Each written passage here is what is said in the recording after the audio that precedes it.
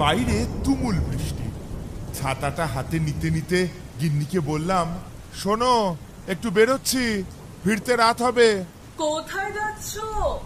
একটু ঠাকুর মশাইয়ের কাছে যাচ্ছি, তুমি দরজাটা দিয়ে দাও। এই বলে বেরিয়ে এলাম। বেরোতেই চমক, আমার সম্মুখে কিশোরী। কিশোরী যে আমার কাছে তুলে নিয়ে যেতে এসেছি। ধুর, এমন বিয়ে বাড়ির মরশুম, আনাচে কানাচে সানাই বাজছে। আরে তোমাদের পাড়ায় ঢুকেই তো দেখলাম দুটো বিয়ে বাড়ির দরজায় ডানা মেলা কাগজের প্রজাপতি সাজানো, অথচ একটা কিনা নেমন্তন্ন পেলাম না। দুঃখ পেও না, আমিও তো নিমন্ত্রণ পাইনি। চলো যাওয়া যাক। তুমি মঠ লেনে যাবে বলেই বেরিয়েছ তো? হ্যাঁ, আবার কি। বেশ, চলো তবে। বড় রাস্তায় এসে ট্রামে উঠলাম। বাইরে তখন ঝেঁপে বৃষ্টি নেমেছে, বিশেষ ভিড় নেই ট্রামে। কিছু পরেই আমরা মঠ লেনে পৌঁছে গেলাম। কিশোরী বলল, পাসিং শো কেনাই আছে, তুমি খালি জল খাবারটা নিও। তুমি দাঁড়াও, নিয়ে আসছি বলে এক পা এগিয়েছি, হঠাৎ পিছন দিক থেকে ভেসে আসে চেনা গলার স্বর। আজ আর কিছু কিনতে হবে না হে। ঘাড় ঘুরিয়ে দেখি তারানাথ বেশ সেজে গুজে কোথায় যেন চলেছেন। ও মা, ঠাকুরমশাই আপনি? কি এই এমন তো কখনো হয়নি। আমরা যাচ্ছি আপনার বাড়ি আর আপনি বাড়ির বাইরে। তা কোথায় চলেছেন? আর এত সাজগোজি বা কিসের? কিশোরী মিথ্যে বলেনি। রক্তাম্বর পরিহিত চেনা তারানাথ তান্ত্রিক আজ আর তিনি নন। গরদের ধুতি, তসরের পাঞ্জাবি গায়ে আর কাঁধে রঙিন সুতোয় কাজ করা শৌখিন চাদর। আমি বললাম, ঠাকুরমশাই ভারী সুন্দর কাজ তো চাদরটায়। দামটিও নিশ্চয়ই খুব সুন্দর। দামি বটে, তবে কত দাম জানি না। কিনিনি, এক মক্কেল প্রণামী দিয়েছিল।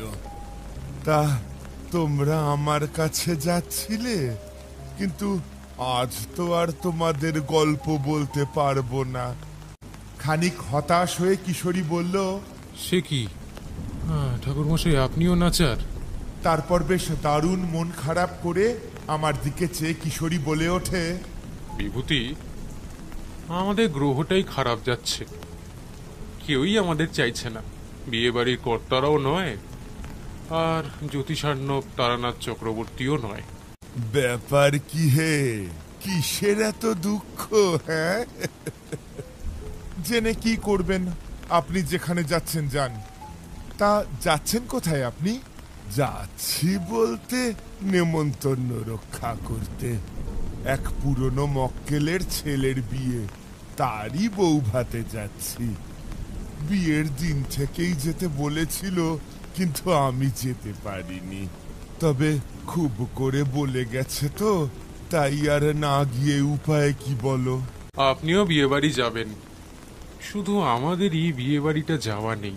আহ, কেন ছেলে মানুষই করছো কিশোরী? আপনি যান ঠাকুরমশাই। দুর্গা দুর্গা। তারানাথ কি যেন ভাবলেন, হয়তো কিশোরীর কথাগুলোর মর্মার্থ বোঝার চেষ্টা করছিলেন বিশেষ মনোযোগ দ্বারা। বুঝতে পেরে খুবই আগ্রহী গলায় বললেন, তোমরাও আমার সঙ্গে চলো, বিয়ে বাড়ির ভোজ খেয়ে আসা যাবে। আমি তো এক প্রকার আকাশ থেকে পড়লাম। বললাম, সে কি কথা, আপনার নেমন্তন্ন আর আমরা আপনার সঙ্গে যাব? আমাদের তো আর কেউ ডাকেনি। কে বলেছে? নিমন্ত্রণ পত্রে পরিষ্কার লেখা আছে, সবান্ধবে আসিবেন। তোমাদের চেয়ে ভালো বন্ধু আমার আর কে আছে? খুব একটা দূরে যাচ্ছি না, কলকাতা থেকে কাছেই। বেশি রাত হওয়ার আগেই ফিরে আসব। কিন্তু তোমরা তো বোধহয় বাড়িতে বলে আসনি। আরে, আপনার বৌমা তো বাপের বাড়ি গেছে, আমার বাড়ি একদম খালি। আমিও বাড়িতে ফিরতে রাত হবে বলে এসেছি। আপনার কাছে এসেছি সে জানে, চিন্তা করবে না। তবে তো সব ঠিকই আছে। চলো চলো, বনেদি বাড়ির অনুষ্ঠান কেমন হয় গল্পে তো অনেক শুনেছ, এবারে নিজেরাই চোখে দেখে আসবে। চলো।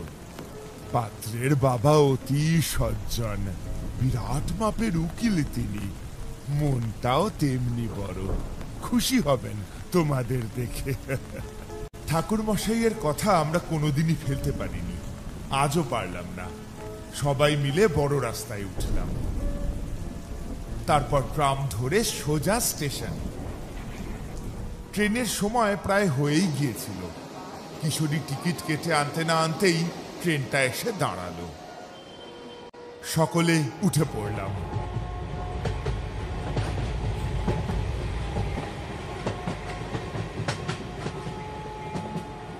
গন্তব্য আসতেই ট্রেন থেকে নামলাম আমরা। জায়গাটা একদম গ্রাম্য। সন্ধে হয়েছে ততক্ষণে।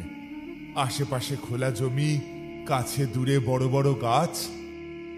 একটা থালার মতো চাঁদ উঠেছে সবে। চারিদিক থেকে ভেসে আসছে ঝিঝিরি ডাক, আর তার সঙ্গে বয়ে এলো গা জুড়ানো ঠান্ডা হাওয়া। কিশোরী বলল, আবার বৃষ্টি আসবে নাকি? ছাতা আছে যদিও, তবুও বিয়ে বাড়ি যাওয়ার সময় এসব একদম ভালো নয়। আমি ভাবলাম কথাটা ভুল বলেনি। বাতাসে একটা সোদা সোদা গন্ধ ভাসছে বটে। চাঁদের কোলে মেঘ চাদর বিছচ্ছে। তারানাথ বললেন, লক্ষণ ভালো নয়, ঝড় জলে পড়লে বড়ই সমস্যা হবে। দাঁড়াও, কিছু একটা করি। এ কথা বলেই তারানাথ আকাশের দিকে মুখ তুলে স্থির হলেন, আর বীর বীর অস্ফুটে কি সব মন্ত্র বলতে লাগলেন। কিশোরী অবাক হয়ে আমাকে শুধোয়। ব্যাপার কি? আমি মুখে কিছু না বলে তাকে আকাশটা দেখিয়ে দিলাম। দেখা গেল একটু আগে যে মেঘের দল ঢেকে ফেলেছিল চন্দ্রমাকে, সেই রাশি রাশি মেঘই আবার মিলিয়ে যাচ্ছে ধীরে ধীরে। তারানাথ মৃদু হেসে বললেন, বুঝলে বিভূতি, এ হলো মেঘ স্তবন। চলো এবার যাওয়া যাক। কিশোরীর মুখে কোনো কথা নেই, আর আমার দুই চোখে ঠাকুর মশাইয়ের প্রতি শ্রদ্ধা। তারানাথ আবার মৃদু হেসে বললেন, আরে কি হলো, চলো চলো। ঠাকুর মশাই, বিয়ে বাড়ি এখান থেকে কত দূর? খুব একটা দূরে নয়। বলা মাত্রই কাছেই গরুর ডাক শুনতে পেলাম। তারপর দেখি গরুর গাড়ি নিয়ে একজন আসছে। গাড়োয়ানের সামনে একটা লণ্ঠন, পরনে ধুতি আর গায়ে ফতুয়া। বেটে খাটো একজন সরল মানুষ। সে আন্দাজেই তারানাথকে বলল, আগে পেন নাম হই ঠাকুর মশাই, আপনি উকিল বাবুর বাড়ি যাবেন তো? হ্যাঁ, কিন্তু তুমি কে? আমি তেনাদের গরুর গাড়ি চালাই, চরণ। বাবু পাঠালেন, দয়া করে গাড়িতে উঠুন। ও হ্যাঁ, চলো, তোমরাও এসো হে।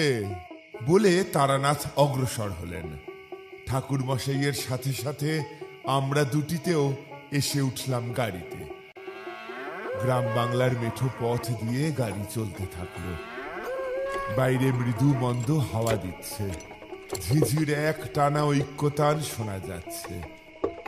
এতক্ষণ সব ঠিক ছিল, তবে হঠাৎ করে একটা ঝটকা মেরে গরুগুলি থেমে গেল। গাড়োয়ান বিরক্ত হয়ে বলল, যত সব বিপদ।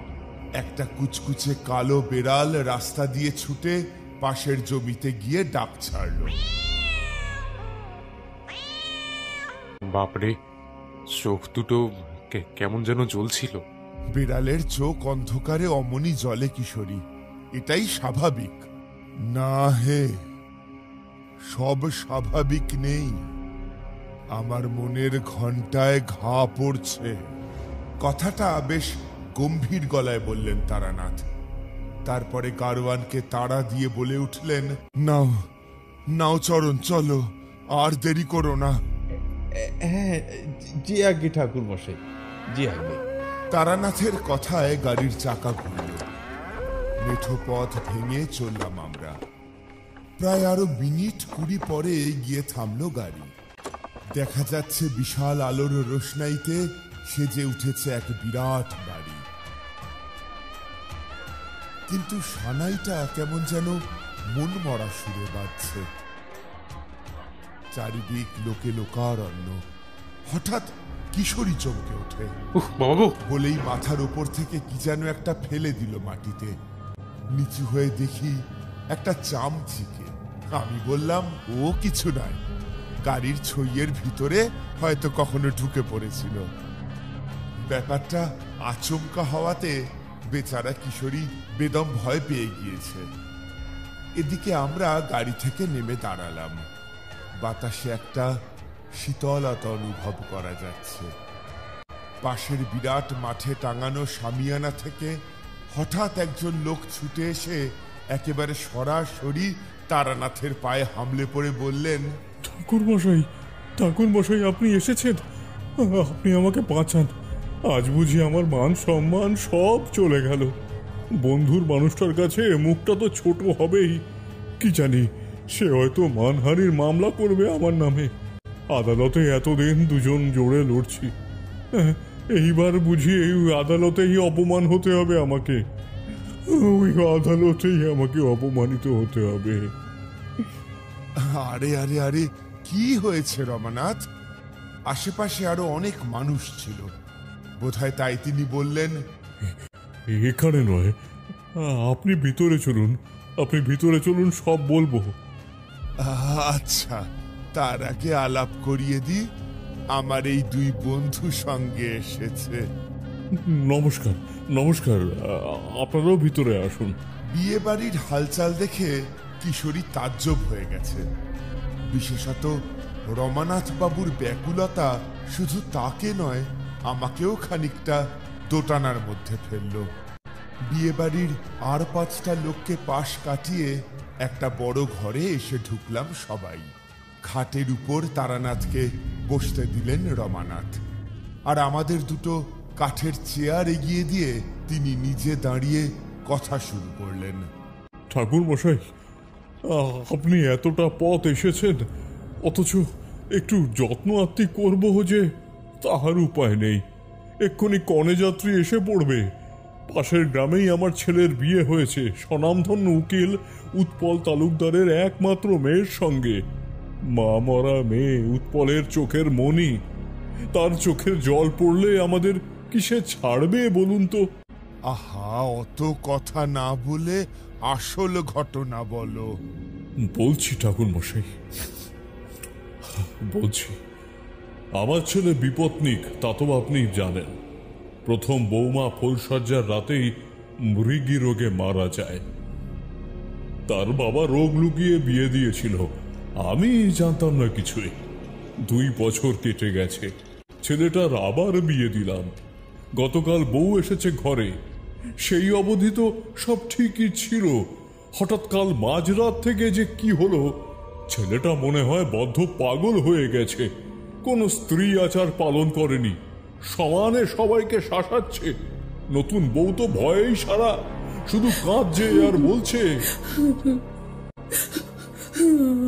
আমার বাবা আসুক, আমি সব বলবো। পাগল স্বামী আমাকেই হয়তো খেয়াল বসে কোনোদিন গলা টিপে মেরে ফেলবে রাতে ঘুমানোর সময়। আমি বাবার সাথে চলে যাব, আমি থাকবো না এখানে। আমি এখানে থাকবো না, আমি এখানে থাকবো না। আমার বৌমা আর বাকি মেয়েরা সবাই মিলে তাকে বোঝাচ্ছে, কিন্তু সে কিছুতেই শুনছে না। তা তোমার ছেলে কি করছে?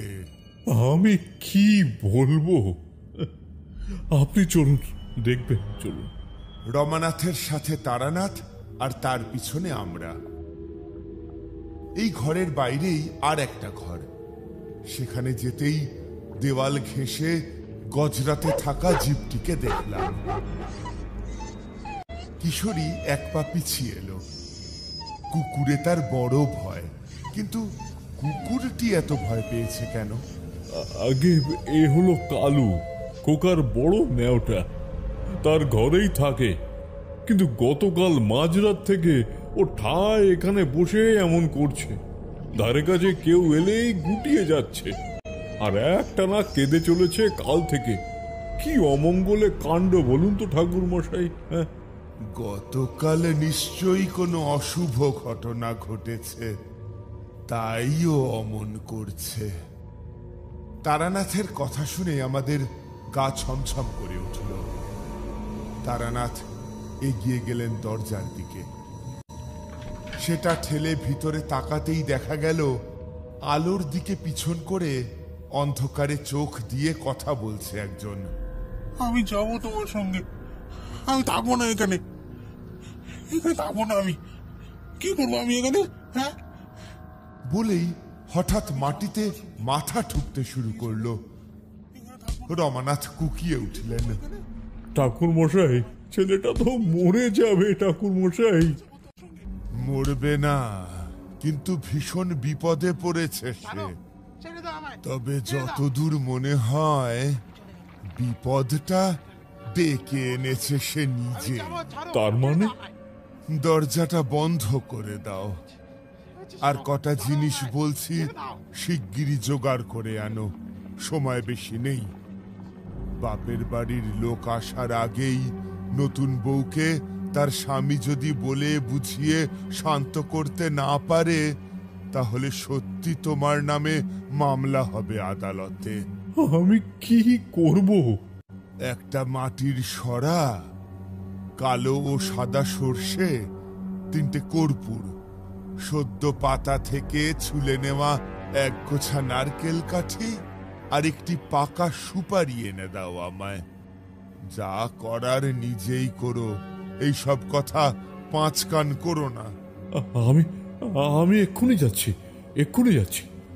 রমানাথ চলে গেলেন। ঠাকুরমশাই, আপনি কি করবেন? ক্রিয়ায় বসবো। ও জিনিসগুলো এলেই ঘরের ভিতরে যাব আমি, আর তোমরা এই বাইরেটাতেই দাঁড়িয়ে থেকো। দেখবে যেন এদিকে কেউ না আসে। রমানাথ আর আমি যার বিরুদ্ধে ক্রিয়া করব, দুজনেরই গোত্র সমান, তাই তার এখানে থাকা চলে না। ঠাকুর মশাই, এই নিন, আমি সব এনেছি, দেখুন তো সবটা ঠিক আছে কিনা। তারানাথ সাগ্রহে সব জিনিস হাতে নিলেন।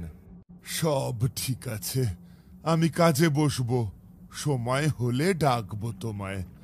এখন এসো, কাজের বাড়ি, তুমি কর্তা, সব দিকটা সামলাও গিয়ে। চিন্তা নেই, আমি তো আছি। আগে এই বলে চলে গেলেন রমানাথ। তারানাথ গলা নিচু করে বললেন, সতর্ক থেকো তোমরা, আর দেখো এদিক পানে কেউ যাতে না আসে। এই বলে তারানাথও দরজা খুলে ঘরের মধ্যে ঢুকে দরজাটা দিয়ে দিলেন আবার। এমন বিয়েবাড়ি জীবনে দেখিনি, যেখানে গোপনে তান্ত্রিক যজ্ঞে বসে। চুপ করো। কিশোরীকে থামিয়ে দিয়ে আমরা দুজন বৈকুণ্ঠের 2 দ্বাররক্ষী জয় আর বিজয়ের মতো দাঁড়িয়ে থাকলাম। ইতিমধ্যে কেটেছে বেশ খানিকটা সময়। কিশোরী ক্রমেই উসখুস করতে শুরু করেছে। এমন সময় ঘরের ভিতর থেকে হঠাৎই একটা শব্দ শুনতে পেলাম। তারানাথ কাকে যেন বলছেন, দেখো, আমি তোমায় কষ্ট দিতে চাই না, কিন্তু তুমিও এই ছেলেটিকে কষ্ট দিও না। তার কথার উত্তরে এক মহিলা কণ্ঠ বলছে, আমি ওকে ভালোবাসি, ও আমার সঙ্গে যেতে চায়, তাই নিয়ে যাচ্ছি। তোমার সঙ্গে যাওয়া মানে তুমি বোঝো না? ও ভুল করে ফেলেছে, তুমি ভুল করো না, চলে যাও। আমি যাব না, ও আমার, ওর জন্য আমি এখনো এখানে আছি, আর ওকে ফেলে দিয়ে চলে যাব? কিছুতেই না, কিছুতেই না। বেশ, কথা যখন শুনছো না, তখন আমাকেও কঠিন হতে হবে। দেখি তুমি কেমন করে থাকতে পারো। তারপরেই তারানাথের কণ্ঠে মন্ত্রপাঠ শুনতে পেলাম। ওম হ্রিং ক্লিং ক্রিং যজ্ঞেশ্বরী ওম হ্রিং ক্লিং ক্রিং যজ্ঞেশ্বরী। কিশোরী আর থাকতে পারল না, অধীর হয়ে সে বলে ওঠে, ভিতরে কি হচ্ছে দেখতেই হবে। দরজার অন্য পাশেই দেওয়ালে একটা জানলা ছিল। আঙুলের অল্প চাপেই একটা পাল্লা সরে গেল। ঘরের ভিতরে অনুষ্ঠিত হচ্ছে এক বিরল দৃশ্য। আমরা দেখলাম সেই ছেলেটা মাটিতে পড়ে, আর তাকে ঘিরে যেন কেমন একটা কালো ছায়া। আর তার থেকে কিছুটা দূরে তারানাথ বসে পদ্মা আসনে। সামনে যজ্ঞের আগুন জ্বলছে, আর সেই আগুন ঘিরেই যেন ছায়া ছবি ফুটে উঠছে। হঠাৎ কি যেন হলো, আমাদের চোখে ধাঁধা লেগে গেল। আলকাত্রার মতো অন্ধকারে ঢেকে গেল চরাচর। ঠিক আবার পর মুহূর্তেই চোখের দৃষ্টি এলো ফিরে। তারপরে যা দেখলাম তাতে দুজনেরই সর্বাঙ্গে কাঁটা দিয়ে উঠল। এসব কি হচ্ছে? কিছুই তো বুঝতে পারছি না। ওদিকে ঠিক তখনই শুনতে পেলাম তারানাথ বললেন, বলো তুমি কে? নারী কণ্ঠের কথার সাথে সাথে আমাদের চোখের সামনেকার দৃশ্য বদলে যাচ্ছে। আমি এক হতভাগিনী, এই বাড়ির প্রথম পুত্রবধূ মায়া। স্বামী লাভ ভাগ্যে ছিল না, কিন্তু মরে গিয়েও তাকে ছাড়তে পারিনি। তাই প্রতি রাতে অন্ধকারে তার দরজায় এসে দাঁড়াতাম। সে কখনো যদি দরজা খোলে, যদি আমায় একবার দেখার চেষ্টা করে, ডাকে তার ঘরে, এই আশায়। কথার সাথে সাথে ছায়াছবি বদলাচ্ছে। একের পর এক ঘটনা দৃশ্য হয়ে ফুটে উঠছে ঘরে। গলাটা আবার বলল, কিন্তু আমার আশা বৃথা। 2 বছর শুধু অপেক্ষায় করে গেলাম। দেখলাম বাড়িতে নতুন বউ এলো। গতকাল ছিল কাল রাত্রি। আমি দাঁড়িয়ে তার দরজায়। রাত পোহালে সে আরেক জনের হয়ে যাবে। আমার আর তাকে পাওয়া হলো না। সে যদি না ডাকে, আমিও তো যেতে পারি না। কিন্তু হঠাৎ ওই দৃশ্যের মধ্যে আমরা দেখতে পেলাম একটা ছায়া মূর্তি রাতের অন্ধকারে গা মিশিয়ে দাঁড়িয়ে আছে। তার সামনে একটা দরজা খুলে গেল। আরে এটা তো এই ঘরের দরজা। চাপা স্বরে বলল কিশোরী। আমি ঠোঁটে আঙুল রেখে বললাম, চুপ, শুধু দেখে যাও। দৃশ্যপটে দেখা যাচ্ছে ঘরের ভিতর ওই ছেলে। ধারে কাছে কেউ নেই তার। সে একবার অন্ধকারে মুখ বাড়ালো, উসখুস করছে যেন। চাপা স্বরে সে বলল, ধুর, আরে কেউ যদি দেখে ফেলে তো কি ভাববে? সে হয়তো বোন আর বৌদির সঙ্গে ঘুমিয়ে আছে।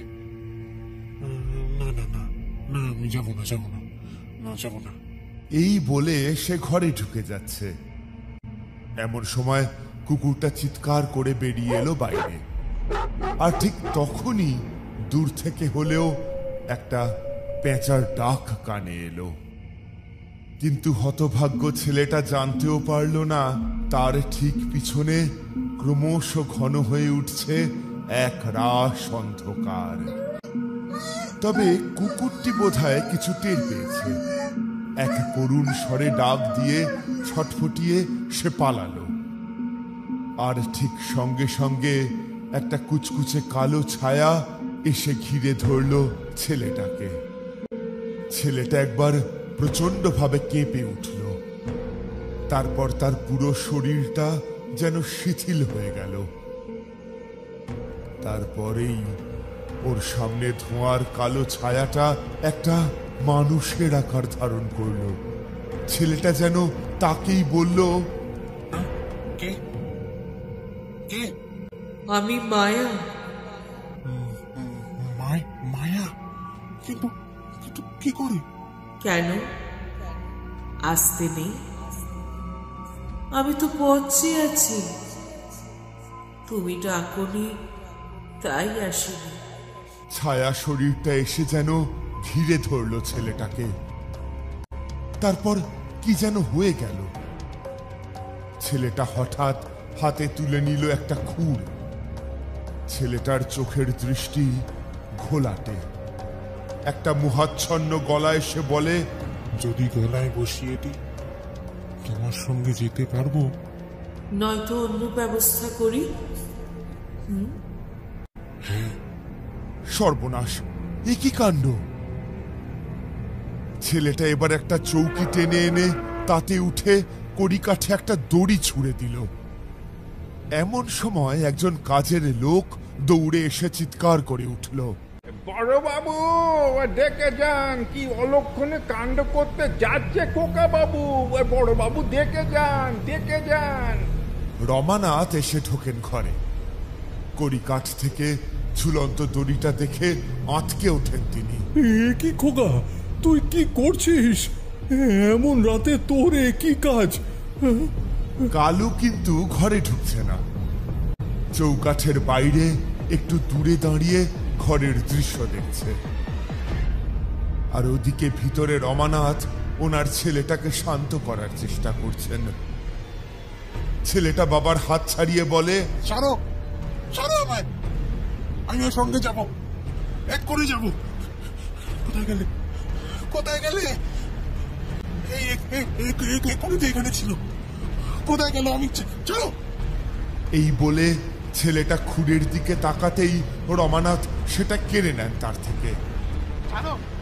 ছেলেটা পাগলের মতো চিৎকার করছে। ততক্ষণে বাড়ির বাকি সবাই জড়ো হয়েছে। তারা সবাই শান্ত করছে তাকে। এই করতে করতে রাত শেষ হয়ে গেল।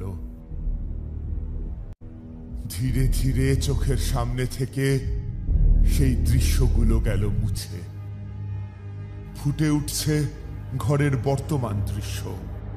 দেখলাম তারানাথ বলছেন, বুঝেছি, ও না বুঝে ভুল করেছে, কিন্তু তুমি তার সুযোগ নিও না, চলে যাও। না, যাব না। কেন যাব শুনে? এতকাল আমি তার আহ্বানের অপেক্ষা করেছিলাম। অবশেষে সে আমাকে আহ্বান করেছে। আমি কিছুতেই যাব না। আর গেলে ওকে নিয়ে তবেই যাব। বেশ, নিজে যখন যাবে না তখন তোমায় নেহাতি তাড়াতে হবে। বলেই তারানাথ কি যেন আর একটা মন্ত্র পাঠ করা শুরু করলেন। ওম ভূতস্য পিশাচস্য প্রেতস্য কূটস্য ভূতারিণীং স্বাহা। ওম ভূতস্য পিশাচস্য প্রেতস্য কূটস্য ভূতারিণীং স্বাহা। আমরা আচ্ছন্ন হয়ে পড়লাম এই সব দেখে শুনে। কষ্ট হচ্ছে আমার, কষ্ট হচ্ছে। তুমি আগুন নেভাও, আগুনটা। মাটির সরাটার মধ্যে আগুনে সর্ষে পড়ছে। তারানাথ এক গোছা ঝাঁটা কাঠি পোড়াচ্ছেন সেই আগুনেই। সঙ্গে চলছে মন্ত্রপাঠ। আর্তনাদ করছে সেই ছায়া কণ্ঠ।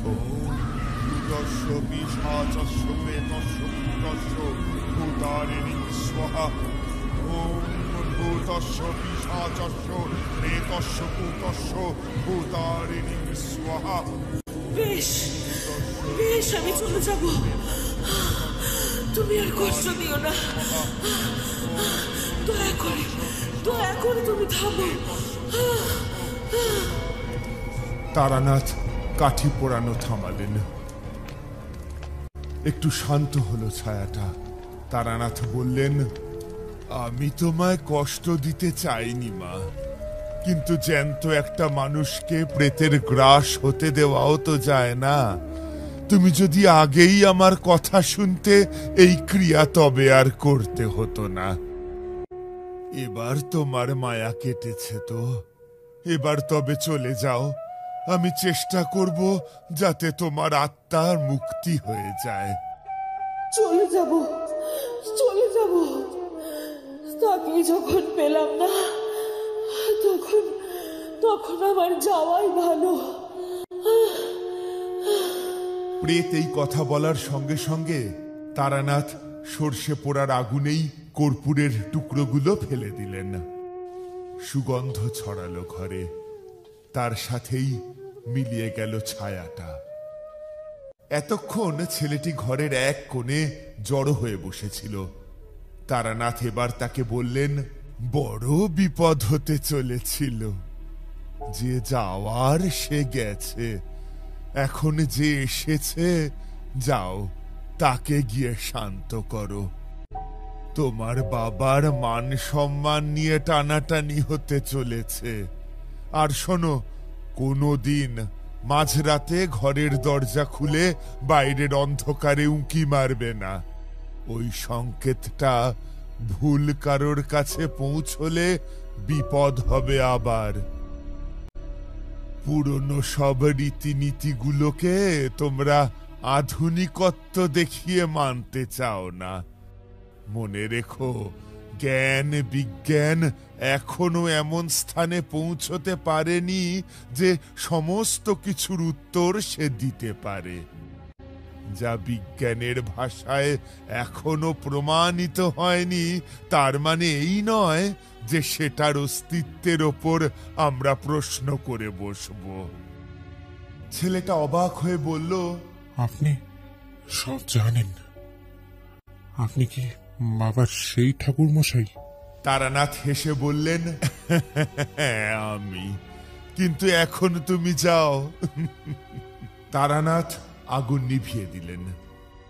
ছেলেটাও এগিয়ে এসে দরজা খুলল। আমরা তার আগেই সরে গিয়েছি একপাশে। তারানাথ বাইরে আসছেন এমন সময় রমানাথ বাবু ছুটে এলেন। ঠাকুর মশাই, আমার ছেলে গোটা বেলা কেমন ঘোরের মধ্যে ছিল, এখন সে সম্পূর্ণ স্বাভাবিক। বৌমার সাথে কথা বলতে গেল। ঠাকুর মশাই, শুনছেন আপনি? কনে যাত্রী কি এখনো আসেনি? না। বেশ, একটু দেরি করেই আসুক ওরা। ততক্ষণে নতুন বউকে সামলে নেবে তোমার ছেলে। কি হয়েছিল ঠাকুর মশাই? গল্প বলারও সময় নেই, আমাদের রওনা দিতে হবে। শুধু শুনে রাখো, তোমার ছেলের প্রথমা স্ত্রীর নামে খুব শীঘ্রই একটা পিণ্ড দিও গয়ায় গিয়ে। তাতেই ভালো হবে সবার। এখন চলো দেখি বাবু, বিয়ে বাড়িতে এসে অবধি ঘর বন্ধ হয়ে আছি। 5 জনের সামনে যাই এবার।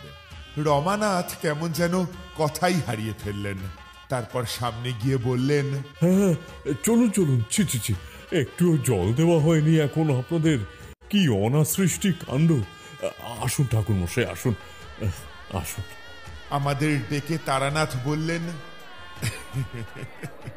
এসো হে মানিক জোর, দেখা দেখি তো অনেক হলো, এইবার একটু আতিথ্য গ্রহণ করা যাক। হঠাৎ কিশোরী বলল, আরে কুকুরটা কোথায় গেল? কালু খোকার সঙ্গে নতুন বউয়ের ঘরে যাচ্ছিল, চাকরেরা তাকে সরিয়ে নিয়ে গেছে। সেও আবার আগের মতো হয়ে গেছে। মেঘ কেটে গেলে আকাশ স্বাভাবিকই হয়ে যায়। চলো যাওয়া যাক। আমরা চলতে শুরু করলাম। সানাইটা বেজে উঠল আনন্দের সুরে। বিয়ে বাড়ি সরগরম। রমানাথ বাবু নিজে আমাদের শামিয়ানার মধ্যে নিয়ে গেলেন, দাঁড়িয়ে থেকে খাওয়ালেন। সব শেষে গরুর গাড়িতে তুলে দিতে দিতে বললেন, ঠাকুর মশাই, আমি সময় করে আপনার কাছে যাব। হ্যাঁ, তখন সব বলবেন। তবে ছেলে বৌমার দিরাগমনটা হয়ে যাক, তারপরেই আমি গয়া যাত্রা করছি। তারানাথ কাঁধের চাদর ঠিক করতে করতে বললেন, হ্যাঁ, ওটাই আগের কাজ। বলতে বলতেই কনে যাত্রী এসে পড়ল, দেখলাম আমরা। তারপর চলতে লাগলো আমাদের গাড়ি।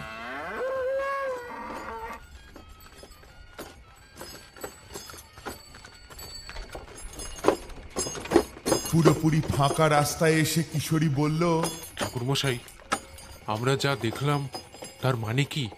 এই ছেলেটির প্রথম স্ত্রী অসময়ে চলে গিয়েছিল তো, তাই স্বামীকে কাছ ছাড়া করতে পারেনি। রোজই সে অপেক্ষা করত, কিন্তু না ডাকলে তো তারা আসতে পারে না, সেই শক্তি তাদের নেই। শেষে গতকাল, মনে আছে তো, রাতটা ছিল কাল রাত্রি। নতুন বউ পাশের কোন ঘরে শুয়ে আছে, তাকে দেখতে ইচ্ছা হয়েছিল বোধহয় বরের, তাই সে বেরিয়ে গিয়েছিল বাইরে। অন্ধকারে তাকিয়েছিল, তারপর উত্তেজনা সামলে আবার ফিরেও আসে ঘরে। কিন্তু ততক্ষণে কলকাঠি নড়ে গেছিল। ইঙ্গিতটার ভুল মানে বের করেছিল মায়া। তারপর তো সবই দেখলে। আমরা যে দেখেছি সেটা আপনি জানলেন কি করে? দেখাবো বলেই তোমাদের দাওয়ার কাছে দাঁড়াতে বলেছিলাম। যেখানে বাড়ির কর্তাই স্বয়ং আমাদের এই ঘরে রেখে গেছেন, সেখানে আর কারোর আসার কথা ছিল না। পাহারা দেওয়ার ছলে তোমাদের দেখালাম সব। আমরা স্টেশনে এসে পৌঁছলাম। গাড়ি থেকে নেমে ছেড়ে দিলাম চরণকে। ট্রেন আসবে, আমরা দাঁড়িয়ে। ঝিঝি ডাকছে আগের মতোই, শেয়ালও ডাকলো দূর থেকে। গিন্নির জন্য হঠাৎ মনটা কেমন করলো। রাত হবে বলে এসেছি, তবে আজ একটু বেশি দেরি হচ্ছে। কি জানি, সে হয়তো ভাবছে আমার কথা। সত্যি সম্পর্কগুলো বড়ই মায়ার। আমাদের এই গল্প যদি আপনাদের ভালো লেগে থাকে তাহলে অবশ্যই লাইক করবেন এবং শেয়ার করবেন। যারা চ্যানেলটিতে নতুন তারা অবশ্যই সাবস্ক্রাইব করুন। শুধু বেল আইকনটি টিপে নোটিফিকেশন অন করে দিন, যাতে আমাদের পরবর্তী কাজগুলোর খবর সবার আগে আপনার কাছে পৌঁছয়। ধন্যবাদ।